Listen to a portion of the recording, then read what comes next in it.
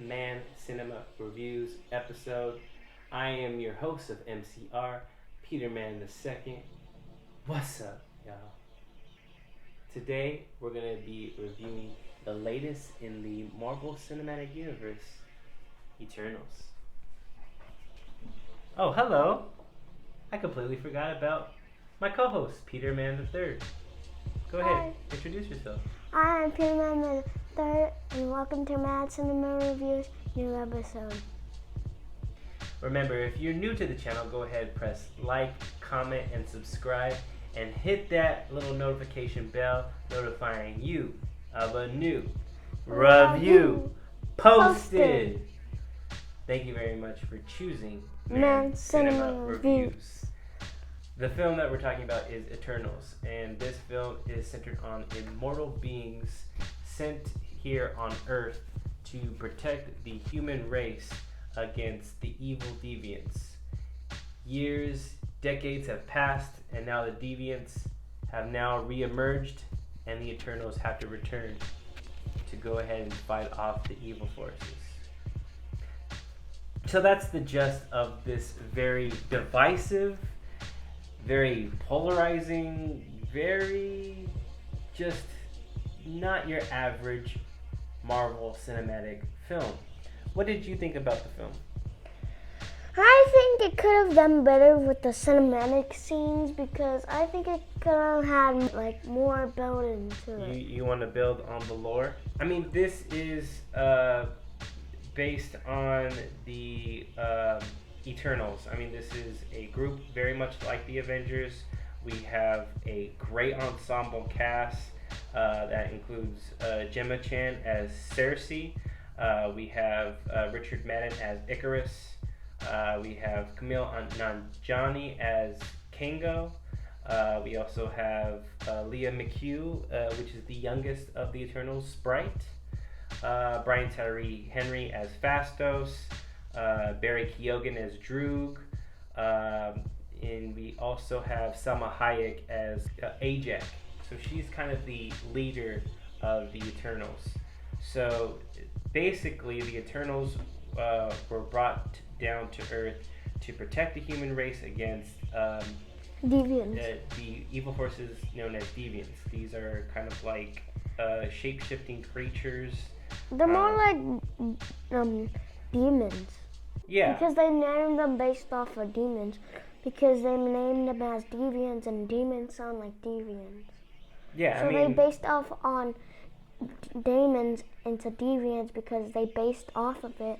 They got more ideas with their brain because they have more resources by using their like surroundings and the surroundings. Wow. Okay. I mean, I didn't think of it that way. But basically, the Eternals were brought down to protect humans from the deviants. Throughout the centuries, there have been things that have plagued the human race with famine, war, genocide, and these are events that the Eternals they cannot intervene. They were told, protect the human race solely from the deviants and let the human race evolve. And that's exactly what they've done. So these are superheroes that will live centuries and centuries, and basically they're just at their current form. That's why Sprite is a young girl and has always been a young girl, even though she wants to be a human because she does not age.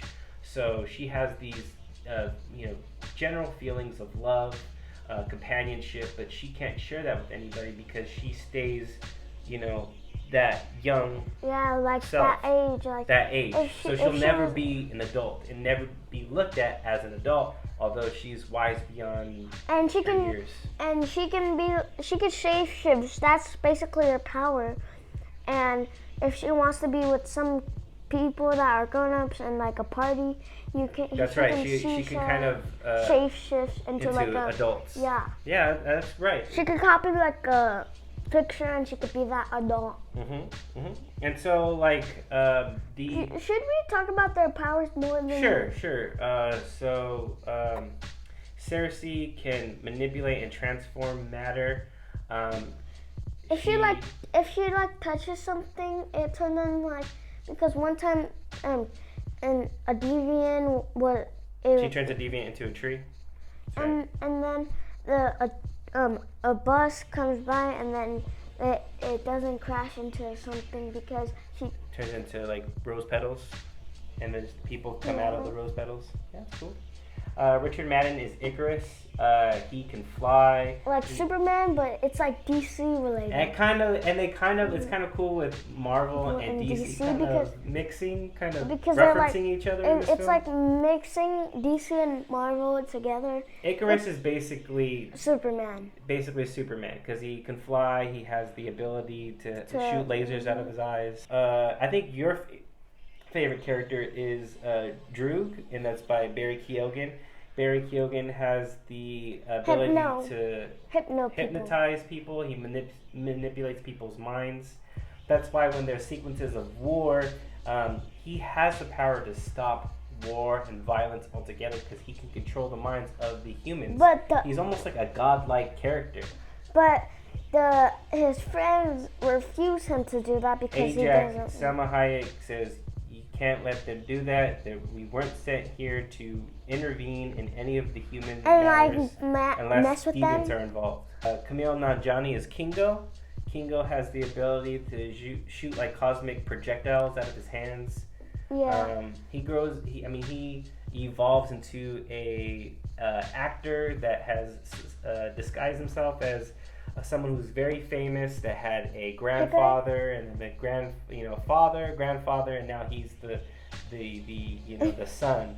But he's always been this one person, but he's been a very iconic figure in the film industry. He's basically like a child. He's made many films, and a lot of it has to do with Icarus, because he looks up to Icarus. So there is alliances with each other. We also have Athena, Angelina Jolie, as the goddess of war, or battle rather, and she is paired with Don Lee as Gilgamesh. Gilgamesh is he's a brute figure that is very strong. Like Hulk? That kind of has a punch that can knock out anybody. He just has superhuman strength. Like Hulk. And so this is basically the characters. And they're basically like mixed up, but the girl that's fast, he's basically like Flash. Yes, I forgot about that character. Go ahead and talk about that character while I find her. And then basically she runs super fast. She's a really helpful character when you need Makari. Lauren Ridloff as Makari. She's a sprinter. She's the first deaf superhero in the Marvel Cinematic Universe, which is pretty cool. So you have characters that same sex.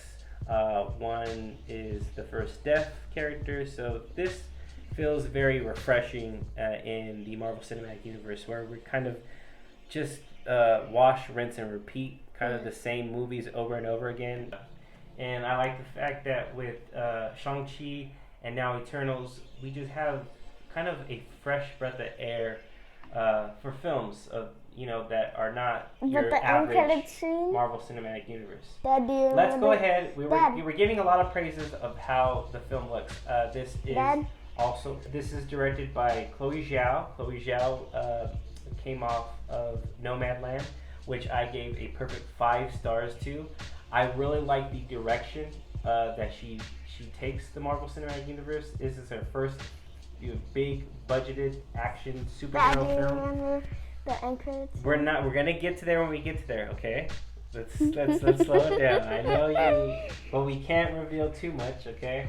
But we can have these little hints thereafter. But what did you like? Did you like the film and how it's shot? Did you think that anything? Well, what were your dislikes about it? My dislikes were when they're like trying to kill each other, because it's more like a war than like, because one deviant can heal. My son brings a good point. The deviants are starting to change and evolve just like they do, and that is with the passing of Ajax. They have like little balls, and it goes into their body. That was Ajax. She was able to speak to the person the force that brought the Eternals down to Earth. And Gemma Chan's Cersei character is the new replacement for Ajax, so she has that ability to do that. But in turn, this splits up the Eternals into factions and sections. These characters go with this sort of subsect. This group goes with this one, and it pins them together against each other, to where now they have to choose sides, and basically who is correct, what is the future of the Earth, who's wrong, who's right. Who gets to decide what is the future for the human race and for Earth? Because we're just among a celestial, subspace. We have different universes. The Earth, we essentially treat Earth as it being the end all be all. But once Earth dies, the Eternals can live somewhere else, some other universe. So basically, the conflict is what's going to be the future of the Earth, correct? Who's the one Cersei talks to? I totally forgot about that. But he created them. Mm-hmm. They weren't born because he created them because Arishem. David K. voices Arishem. This is a celestial being that... Arishem, he created the deviants, but they thought that the deviants were just alive. Yeah. But he created them to kill other people because they didn't... right. He didn't like the other people. What I also liked about the film is that it's more speaking on, climate change and the way that we are... what we are lacking, what we could do better to help the sustainability of Earth. And so it just, Eternals is very all-encompassing film. It's more than your average Marvel Cinematic Universe film. And that's what I liked about it. And that's what I think Chloé Zhao brings to the Marvel Cinematic Universe. So I do have high praise in that. My dislikes for the film is that the film is so... long.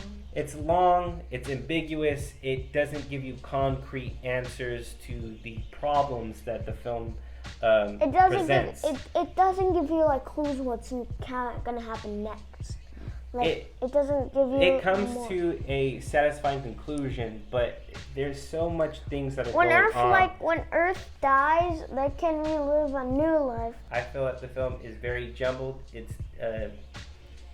doesn't really have. It's like a cohesive voice. So with that, I do like the metatextual stuff that Chloé Zhao presents. I just don't think it is in a very serviceable, very narratively cohesive film. It's very jumbled.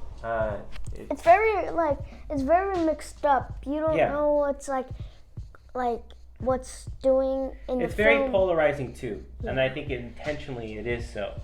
But I think that's to, evolve the MCU, which could be great because we need something new and refreshing. We can't always be wash, rinse, and repeat. Can't be cookie cutter.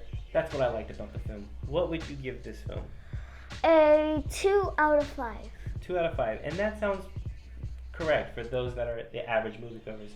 It's not getting praise. It's not like the Avengers. It's getting very mixed reception. It's not really half and half. It's not really like my. It's not really like it's not my your cup of tea.